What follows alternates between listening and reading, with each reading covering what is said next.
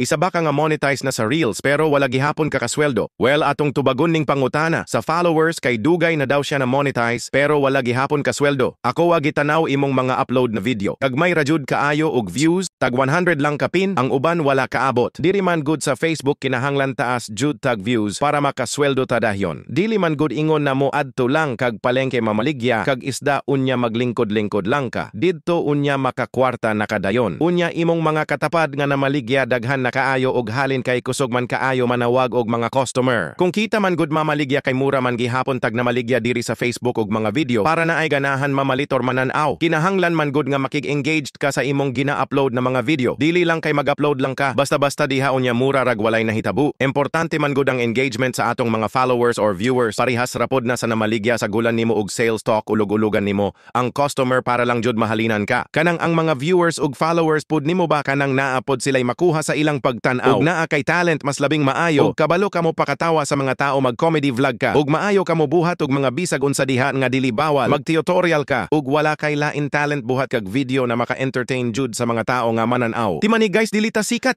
dili ta celebrity nga pwede ra kamo ingon sa imong vlog nga, "Hi guys, moadto di ay ko karon sa mall. Hi guys, padulong na di ay ko mo trabaho." Kinsa man ka nga subaybayan sa mga tao, kinsa man ka nga tan-awon nila nga wala man sila kayla nimo. Purya na lang sa imong friend sa Facebook ug sa mga kayla nimo. Mutanaw jud na sila kay Kayla Raman pero dili tanan. Mao nang kita na mga bagohan pa mga paps. Maghimo jud tag entertainment na mga video para mapansin pud ta sa mga viewers. Kay gusto man ka mahimong content creator. Kay ug mailado na ka, sikat na ka, pwede na lang ka magbuhat og mga video diha. Nabisan unsa, na jud nay mananaw kay sikat naman ka. Parehasa ng uban. Kauban rapod na sa negosyo. Ug ilado na ka pwede na lang ka maglingkod-lingkod sa imong tindahan. Mudumdum na lang jud na og adto ang mga customer. Kay ilado naman imong tindahan. Na istorya lang nako na mga paps. Kay naagian man good nako na sa YouTube sauna. Bintaha gani karon kay pwede na ka mag-vlog sa Facebook. Unya bintaha pod sa Facebook kay naa kay mga friends. Sa YouTube wala og dili ka maghimo og entertainment na video. Walay mo tan-aw nimo. Pagsugod nako sa una sa YouTube akong mga video part ra sa ako ang kaugalingon. Kapoy kaayo. Sige lang kag kabilar sa sigig sub to sub. Ug sa Facebook pa F2F. Unya abtan og pila ka adlaw mo babagi hapon imong subscriber kay mag-unsubscribe man na sila sa imoha. Mautong ni undang kog sub to sub pag-abot nako. Og 1K subscriber. Naghimo kog video tutorial, wiring tutorial sa mga motor ug sakyanan. Og unsaon pag-install og mga accessories. Pero dugay, naabtan ko 7 months bago na monetize. Og natingala ko ni Saka akong subscriber tagas kog views tag 100k views, 200k views. Taas na kaayo na kung sa YouTube ka. Lisod kaayo ko haon ang views sa YouTube. Compare sa Facebook kay kasagaran sa mga tao Facebook naggamit dili YouTube. Pero karon daghan naman kaayo nag-tutorial ni Mingaw na. Ang YouTube, maong wala na lang ko nag-focus sa YouTube sukad nga na monetize ko sa Facebook. Pero monetize gihapon ko sa YouTube 2019 pa. Ang ako na lang ginabuhat og unsay mga video. Nako sa Facebook upload lang gihapon. Nako sa YouTube. Maong chamba-chamba na lang ko karon sa YouTube og mo taas ang views. Kay sa Facebook raman ko nag-focus karon. Bitaw mga paps murag taas naman kaayo ning video ha. Dili lang ko magdahom og naay mo tan-awani. Pero bahala na basta importante maka-vlog lang ta.